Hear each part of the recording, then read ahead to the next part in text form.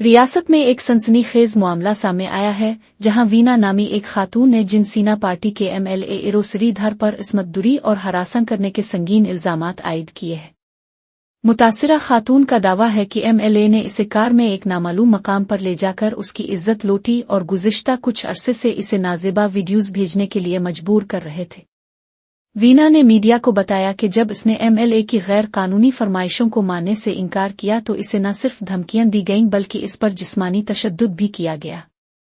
खातून के मुताबिक इसे मुसलसल ज़हनी अजियत का निशाना बनाया जा रहा था और खामोश रहने के लिए दबाव डाला गया, लेकिन अब वो इंसाफ के लिए सामने आई है।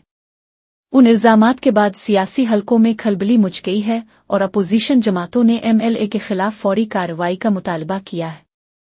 पुलिस ने खातून के बयान की बुनियाद पर मामले की इब्तिदाई जांच शुरू कर दी है ताकि सच्चाई का पता लगाया जा सके।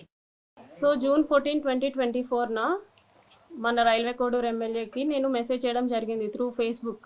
కంగ్రాచులేషన్ సార్ అని చెప్పేసి ఆయన థ్యాంక్ యూ అని చెప్పి ఫస్ట్ ఆయన ఫోన్ నెంబర్ ఇచ్చి నా ఫోన్ నెంబర్ తీసుకొని ఇక్కడ వద్దు టెలిగ్రామ్లో చాట్ చేద్దాము అనేసి చెప్పారు. సో నేను టెలిగ్రామ్లో మెసేజ్ చేశాను.